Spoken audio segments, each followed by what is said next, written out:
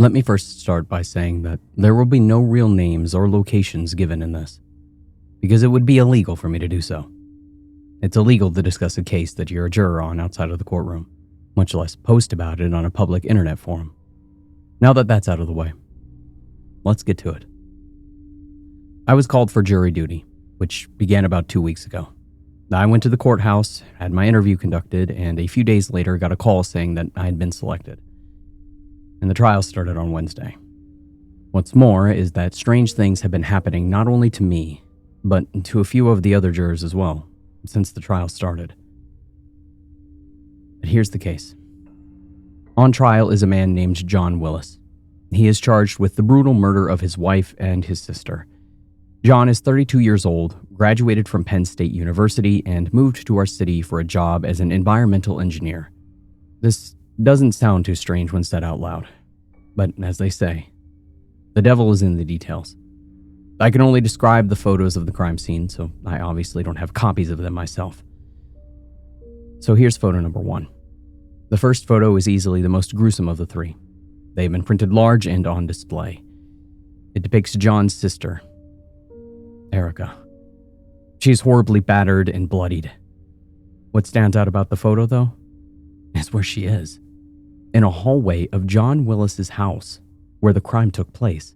It looks as if someone tore out the drywall from one side, and then the wood slats that make up the frame of the wall have all been snapped in 2 places, one at the tip to give this jagged edge, and one near the middle, bringing that jagged edge down 90 degrees. It's basically a spike wall. Erica is impaled on these broken slats about 2 feet off of the ground, so high that her slumped over head would be hitting the ceiling if it were upright. It's incredibly disturbing to look at. Crime scene photo number 2 depicts his late wife, Jessica. Kind of. What happened to Jessica might actually be worse than Erica, all things considered. Jessica's body is folded up in a suitcase. A small suitcase. The kind that's about as big as you can have while still calling it a carry-on on a flight. And from what I can tell, all of her bones have been broken away from the joints, meaning they were manually snapped in half with force. Her fingers, her toes, her arms, her legs, even her ribs. Everything was broken. Without breaking the skin. She was folded in such a way that the bottom of her mangled feet were flush with her ears, and her arms were bent backwards at the elbow. So her palms, they were flat on her shoulder blades underneath the rest of her body. It's absolutely sickening to look at. And crime scene photo number 3 was the last display, which was actually more of an array. It shows the house in the condition that it was in after the bodies had been removed. Evidence markers littered the floor and the walls, but what was most evident was some kind of substance. I can't really describe it. It was like chalk dust, but black, pure black. It was all over a bunch of the house, inside and out. They haven't yet revealed to the court what it is. The array of photos basically shows the bloody house, the hallway that was home to the closest doors of the 2 bedrooms and the home office, an open and closed bathroom, and 2 attic openings. Upon the revealing of this photo array, I distinctly remember John's eyes getting wide with concern, and him whispering to his attorney. Now, as I said, John Willis is a 32-year-old man, a graduate from Pennsylvania State University, and an environmental engineer. He is a small man. I'd say about 5'8", maybe 130 pounds. He doesn't look to me as if someone who has been accused of being intimidating. He was born here and went to Pennsylvania for school. He then moved from Pennsylvania back to this area when he was 24 years old for his master's degree, and met his wife a short time after that. They married 8 months after meeting. He had always been very close with his sister, especially after the family passed when he turned 20. Their mom passed away from cancer when they were young. The years following their deaths saw them grow much closer than ever before. He let Erica live with him and his wife for the first year of their marriage, and by that point, she was financially stable enough to get a place on her own again. By all accounts, John seems like a relatively timid person. He had never been charged with a crime before this, and his only run-ins with the law were 2 citations, one for parking and the other for speeding. It started off like any other court case. Both the defenses and the prosecution gave their opening statements, blah, blah, blah. And then a complete overview of the events that led to the discovery of the bodies was presented. On the night of the crime, around 8:30 p.m., John Willis called the police and informed them that his sister was dead and his wife was missing. They played the 911 call, and in it, John sounded seriously distressed. Now, the problem was that John said that he was home the whole time, sitting in his home office and working. He didn't hear any kind of disturbance. He claims that he got up to go to the bathroom, and that's when he found his sister impaled in the hallway. Police showed up, and after clearing everyone out of the scene, the detectives went around the house looking for anything noteworthy and came across a suitcase that was zipped up all the way except for a very small portion at the end of the zipper. And inside that suitcase, they found the grotesquely folded up body of Jessica Willis. And after finding no evidence of any break-ins and nothing pointing to an outside party being involved, they had placed John under arrest. Now, at this point, we were let out for the day. But that night, strange things began happening. The first night, I got to my house around 7:30 p.m. As soon as I stepped foot out of my car, I felt a strange feeling. The ever so common scary story trope of being watched. I looked around, but I saw nothing. I went inside and I was going to make some dinner when all of the lights flickered. And after a few seconds of flickering, they all went out. But even the light from the outside went away. It was as if I had gone blind. I fumbled around trying to find my phone to call 911 as I thought something was wrong with me. As suddenly light flooded into my eyes. It was almost blinding in the reverse way as I had just been. And when my eyes adjusted, everything was normal again. The only thing different about my house was that there was black chalk dust all over my dining room table. I went back to the courthouse the next day, and on a few of the other jurors, there were looks of fear and confusion. There was a woman there, Jackie, who looked particularly disheveled. I asked her if she was okay, and she told me what had happened to her the night before. Apparently, Jackie was in bed, almost asleep, when she heard her bedroom door creak open. Assuming that it was her cat, she ignored the sound. But then she heard it creak close. She shot up in bed and peered over to her door. She felt that something was in her room with her, but she couldn't see anything. Her cat wasn't in the room. She lives alone. And then she heard breathing. This deep, guttural breathing, but like it was attempting to mask its sound. She was curled up in her bed, more afraid than she had ever been. She felt the covers get tugged down from the foot of her bed. She closed her eyes and she prepared for the worst. She said that after what felt like an eternity, she heard her door creak open again. She opened her eyes and the feeling of company was gone. Her covers were pulled almost to the end of her bed. She had stayed awake, sitting up in bed until morning. When she got up, she saw on her doorknob that there was this black dust similar to the stuff in the crime scene photos. Court that day was postponed until Monday for reasons unbeknownst to us. Nothing has happened to me today so far. But it's getting dark now, so we'll see. I'll report more after court on Monday. If you are upset that I'm breaking the law by posting this, do not comment on it. Your thoughts have already been iterated by numerous people who can't understand why I am posting what is going on.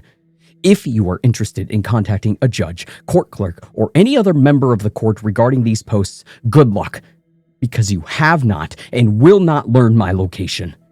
This is about me breaking the court's rules. This is about me seeking help with a situation that I do not know how to handle.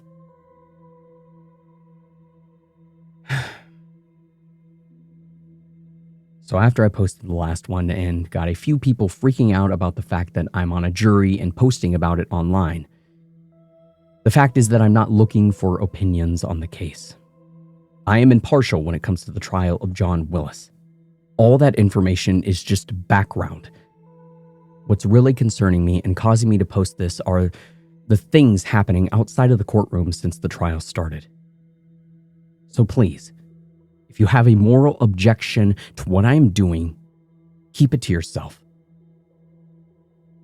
Also, the Willis case is happening in a relatively small town and isn't getting any mainstream coverage. Hell, it's barely getting any local coverage, so yeah. Let's get to it. I had to go to the store Saturday afternoon, and when I opened my car door, I had the black dust stuff on my hands, like it was underneath my car door handle. I still had and still have no idea as to the writing of this post. Anyway, on my way to the store, I heard something shuffling around in my back seat. It freaked the shit out of me naturally, but I was driving on the freeway, so I couldn't exactly pull over and just stop right then. I looked in my rear view and I saw nothing. Just to be sure, I quickly looked behind me and I'm not really sure what I saw. There was something like hiding under a black cloak. And I let out a yell, and when I looked forward, I almost rear-ended the car in front of me. I collected myself, and I looked back again, and all that was there was a bunch of the black dust. I had made it to the store and back with no further problems, although I did check my back seat every 10 seconds on the way back from the store. I got home and unlocked my front door, again getting black dust on my hands. And I, of course, figured that this was mean that whatever was going on was either happening in my house currently or it was from whatever happened the night before. I got in my house and nothing seemed strange. And I went about the rest of my day. Nothing happened until nighttime came. I was sitting in the living room on my laptop and felt a breeze. It was an extremely cold breeze, though. Like, I just opened a walk-in freezer, but even colder. I hadn't opened any windows because it's November, and I know that I didn't have my air conditioning on because, once again, it's November. And I got up to see where the draft was coming from. I walked down my hallway, and I saw the window in the bathroom was open. There was, of course, black dust on the windowsill. I figured that this meant something was about to happen. And I went back and I sat on the couch, ignoring my computer and focusing completely on the room in front of me. And I stayed there on high alert until I fell asleep. And when I woke up on Sunday morning, still sitting up on the couch, I felt like something was different.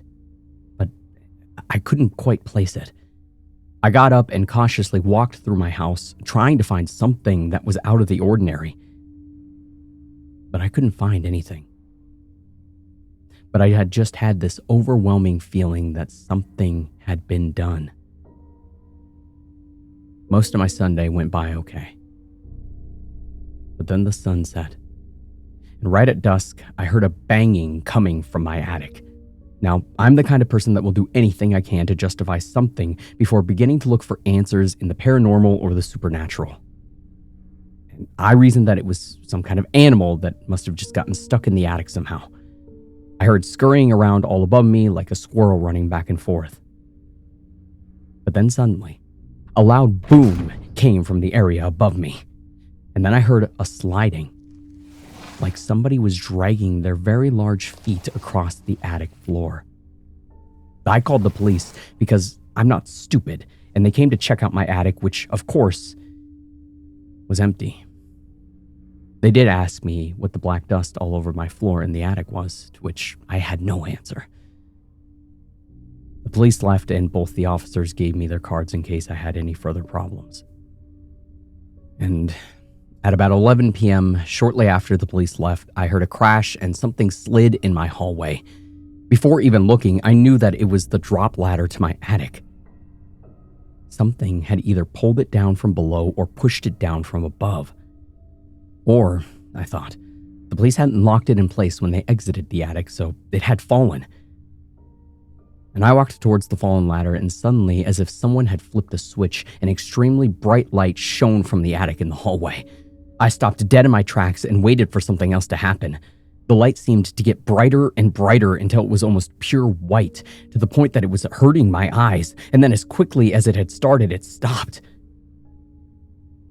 And with what sounded like a light bulb in the attic exploding, I heard the familiar sliding sound going from the door to the other side of the attic above me. I ran and I shut the drop ladder and I made sure that the lock was properly set. That was the last issue that I had on Sunday. Today, I reported for court at 9 a.m. Today was the day for witness testimony and cross-examination. First witness for the defense was Rebecca Damone. Rebecca Damone is John's next-door neighbor. Her initial statement was gathered during canvassing of the area, which she reiterated for the court. She mentioned that she was in the backyard doing some gardening before it got too dark, and that at one point, around 7:45, John walked into his backyard where they exchanged a wave, and he walked back to the house without doing anything outside. And shortly after that, she heard one scream and one scream only. She said that it was a short yelp. Not like someone was getting hurt, but like someone had jumped around the corner and scared them. During cross-examination, the prosecution asked if she was sure what she had heard was a scream, if it was in fact so short of an instance. She said yes, and that it absolutely came from the house. The defense then asked Rebecca to disclose her relationship with John, if any, and what she thought of him as a neighbor. Rebecca had said that they'd been neighbors since he'd moved into the house next to her, and that he always seemed like a friendly man. He and his wife introduced themselves upon moving next door to her and said that they always looked seemingly happy. She did say that one night, a few weeks before the murder, John came to her house and asked her if she heard anything in her attic lately. When she said no, he just stood there staring into her house until she closed the door. That was the only issue that she had ever had with him. She said that she would regard him as a fine neighbor. The witness for the defense number 2 was James Bradley. The extent of James Bradley's testimony was the information that John had called him multiple times regarding strange things going on in his house. Feelings that he was being watched, things out of place, something paranormal. The prosecution just basically grilled him on being a paranormal expert and essentially trying to paint the whole profession as a joke. The first witness for the prosecution was Amanda Clement. Amanda was a friend of John's sister, Erica. She informed the court that Erica had recently been proposed to and was considering moving out of state, as her new fiance's job was transferring him. She had been with Amanda, getting coffee just before she went to John's house and was ultimately murdered. Her plan was to tell John the news. The second witness for the prosecution was Anthony Mineo. Tony Mineo, was quite the witness the prosecution brought forth. He was, apparently, the paramour of Jessica Willis, as they had been carrying on a clandestine relationship for nearly 2 years. In Tony's opinion, John had found out about it and murdered her. The prosecution corroborated this by presenting text messages from the day before the murder, in which Jessica discussed the fact that her husband might know about their affair. It was all pretty damning evidence. The defense cross-examined Anthony and, in all honesty, kind of made fools of themselves. They basically had him reinstate what he had already said, and then sort of flat out asked him why the court should believe if he himself didn't do it, as if he was some scorned lover who couldn't get over the fact that she wouldn't leave her husband, even though there was no basis for an insinuation. And that's when I noticed the defense attorney acting strange. He was like mildly twitching every few seconds, and had a look of fear in his eyes that I'd never seen. Now that I think about it, he looked like that the entire day. At the time, this made me think of Jackie. And I looked over to her.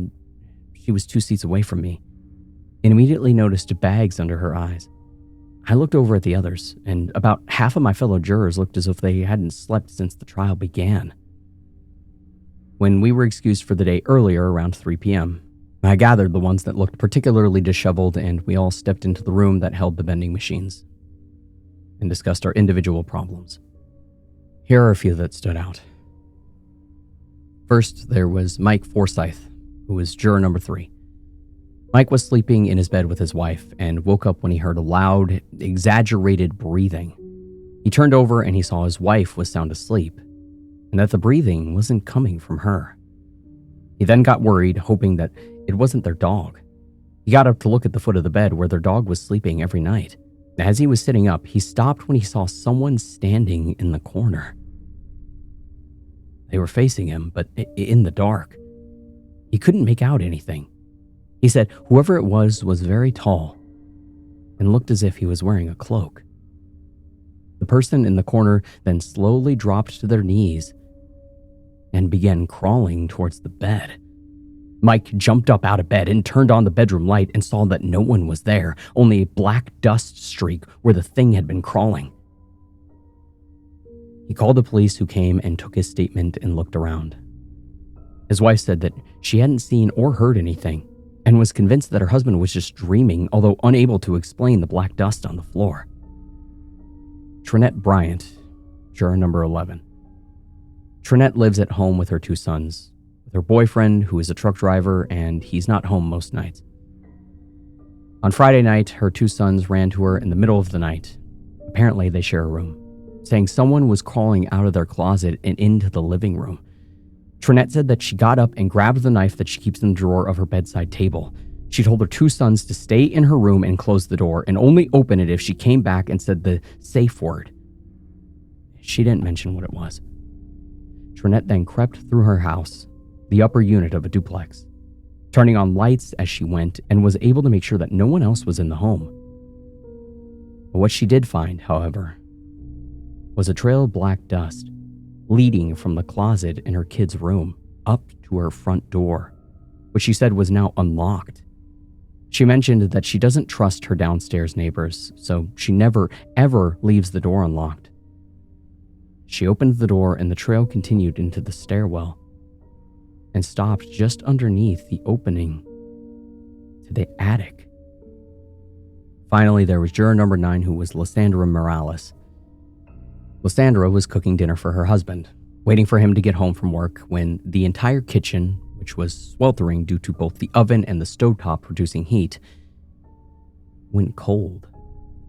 She said that it happened in a split second. At first, she thought that she had the chills, but then they didn't go away. And then she heard a sliding noise in her hallway, heading away from her. She said that she froze in fear for a moment, then grabbed the largest knife that she had in the kitchen and peeked around the corner. Something draped in black was on the floor of her hallway, sliding down the hall. She began tearing up when she said that it was trailed by the black dust and that it had stopped underneath her attic. She quickly ran to her living room to call the police, but by the time that she looked again, the thing was gone, with no trail past below the attic entrance.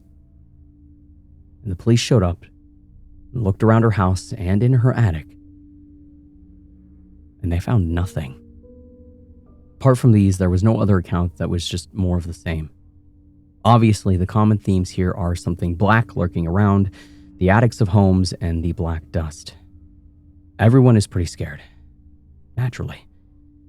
One of them said that the police, detectives, and medical workers will be on the stand tomorrow.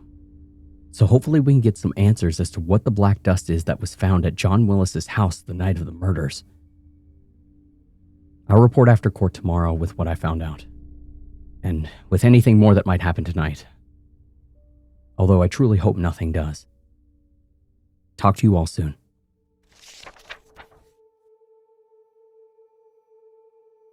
Yesterday after court, I immediately came home and wrote down everything that had happened since my previous post. I think it's best if I keep everything up to date, just in case something happens. At least people will know what's going on and to give me the best advice. I also want to say that I appreciate the help offered by those of you who have in fact offered. Sadly, I did have to put a disclaimer at the top of these posts because I was getting a rash of inbox messages from people claiming that I'm going to jail soon. Anyway, back to what you people really care about. As I said, I came home, I posted yesterday's update, and not long after that, I got a call from Lysandra. The affected jurors all exchanged numbers. She said that on her ride home, she was followed by something. It wasn't another car or person, but rather, she said, something that was always just out of her peripheral vision. Like, she would see it out of the corner of her eye, and when she looked, it was gone. She said that when she got back to her house, she had her husband screw closed the doors to the attic and sat down in her living room. When the thing returned at the size of her vision, she didn't look at it, but rather kept looking straight ahead. She said that it inched its way closer to her over the course of nearly 2 whole minutes. It got nearly a foot away from her face and looked up. I'll give you her words verbatim because they are going to stick with me the rest of my hopefully long and peaceful life. It was the face of pure evil. It was rage, hate, and malice incarnate. According to Lysandra, it had holes where its eyes should have been, and rotting skin that was falling off its face as if it had been flayed with a cheese grater. It had teeth that seemed to go on for rows down the back of its throat. Not sharpened, but broken, like if you snapped a stick and it wound up with multiple points. During the time it was getting closer to her, dread consumed her. When she couldn't take it anymore, she looked towards it and it was gone. I decided to take the advice of several Redditors and resolved to stay at a hotel for the night. I packed up a small bag and stepped out of my front door. As I was locking it, I heard something slide around inside. I walked over to my window and I peeked my head around to see it. There was black dust everywhere. It hadn't been there when I was in the house seconds prior, but it was all over my living room. My television, the part of my dining room table that I could see was covered in it, and the floor in the hallway all had it all over the floors and walls and even the ceiling. And I got in my car and I got the hell out of there. And at the hotel, I was actually okay. Nothing directionally happened to me, but I did have the most vivid, terrifying nightmare that I've ever had. In the nightmare, I'm at my house, and I got to the attic. I feel that I don't want to go, but something is compelling me to do it anyways. I walk below the door and I look up and I can hear breathing from up above. I reach up and I let down the stairs and black dust falls all over its lowers. And I look up into the darkness of my attic. And I see 2 spots that are darker than the rest of the attic, if that makes sense. I stare deeply into the 2 small endless pits of the black and begin to ascend the stairs. And suddenly something grabs me from behind. And I am swung like a horizontal pendulum from the stairs to the hallway wall, which has had all of its slats broken. I am impaled, but I live. And then something I can't see takes me off the wall and begins breaking all of my bones individually, eventually stuffing me inside of a suitcase. And then I hear the words, "Go up." And I jolt awake. Now, we all know what that dream was. It's a recreation of the murder that I'm on the jury for. And I'm also pretty sure that I can discern what "go up" means. Probably means go to the attic. Like a dumbass? No, thank you. I got up to go to court this morning, and on my way out, I was walking down the hall and I noticed a small pile of black dust in front of the utility closet. I didn't stop to find out why it was there. Trinette and Lysandra went to the judge this morning and told him all about what is happening to us. They said that the judge brushed it off, saying the connection of the black dust was thin at best, but that we could talk more after the day was over. Now let me get to the court stuff. They had the lead detective testify, as well as the officers that first arrived on scene and the medical examiner. And then finally, John Willis himself. First was Detective Alan Potts. Detective Potts was assigned the murder and testified that he couldn't see what other explanation there was for the murders besides John Willis. Coupling the fact that his wife was cheating on him and his sister delivered potentially upsetting news, there was motive and opportunity. He said it seemed like a crime of passion aside from the broken slats in the hallway. They had no way of proving when that was done. There were two things that didn't make sense to him, though. One was the black powder that was present at the scene, and the other was the fact that John is a small, meek man. He doesn't look as if he would be capable of breaking all of his wife's bones so precisely so as to fold her and put her into his suitcase, nor did he outwardly have the medical know-how. And that being said, though, looks can be deceiving, and we can't find beyond a reasonable doubt that he didn't in fact possess the knowledge.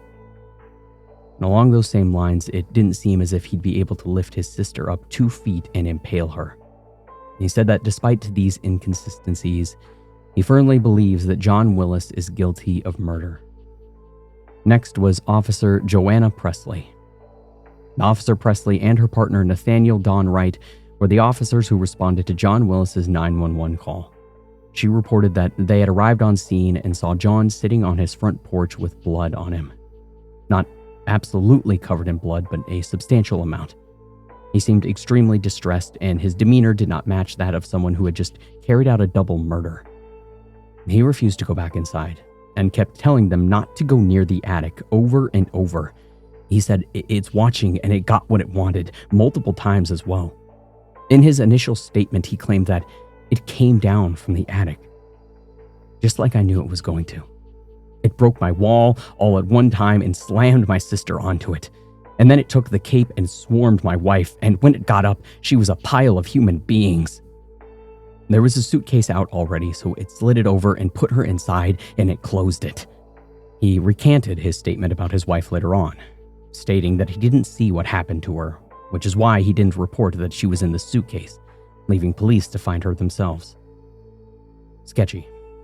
I know. And then there was Chief Medical Examiner Glenn Loaf.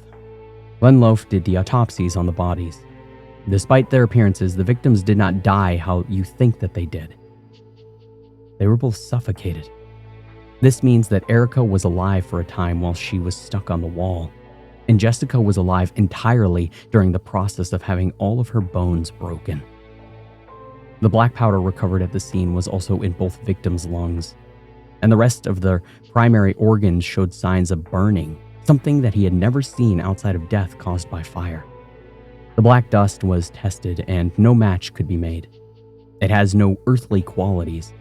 It is absolutely not anything that the scientists assigned to the case have ever seen before in their long careers. So I'm no closer on that. And finally, the only person who really knows what happened is John Willis himself. John started his testimony by telling all of us that he was not crazy. He insisted that what he was about to say was the God's honest truth. For about 2 months before the murders, he was experiencing weird things in his house. It would be unseasonably cold in his house at strange times. Things would move around his house. He kept finding black dust everywhere, and he became convinced that someone was living in his attic. He tried getting help from a paranormal investigator, but couldn't get one out in time to look into it. He said a creature came to him in his dreams and told him that he wanted him. That was all he wanted. Because he was special. He couldn't just take him. He could offer himself, or it would take someone that he loved. He said that he never offered himself, and that's why it took his wife. He figured that it took his sister as it was opportunistic, so she was never a target. He said that his wife was planning on leaving that night, as they had a big fight about her ongoing relationship with another man and had taken a suitcase out of the attic and almost tripped on it on her way down, letting out a yelp.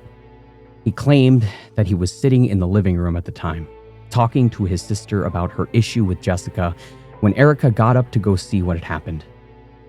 John had followed, and that's when it happened. The thing came back down from the attic. As it lowered, the drywall tore off at the slats, and they folded down while breaking at the top. It turned around and basically sketched out an arm and swung, lifting Erica off the ground into the impromptu spikes. Then it turned to Jessica and enveloped her in its cape.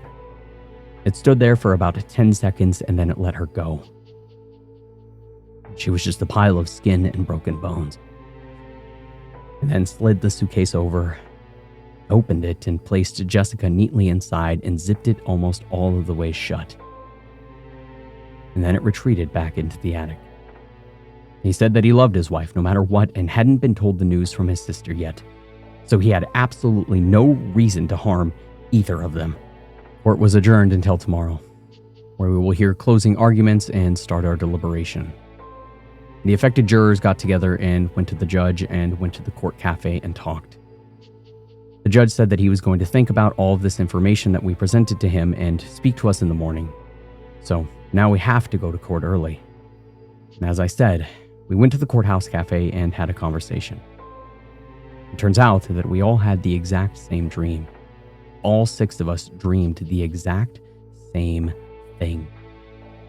We all wondered why we were having these strange things happen to us and the rest aren't. And it turns out that I got off pretty easy last night. Trinette said that her sons opened the attic hatch in their apartment because they heard an animal up there. And when they did, a bright light filled the hallway and it got down to about 40 degrees in their house until she closed it. Mike had entered his house and seen something crawling through his living room, leaving the trail of dust behind it. Mike said that he gave chase to it, but after he turned a corner, he couldn't find it. Later in the evening, he vomited a black sludge.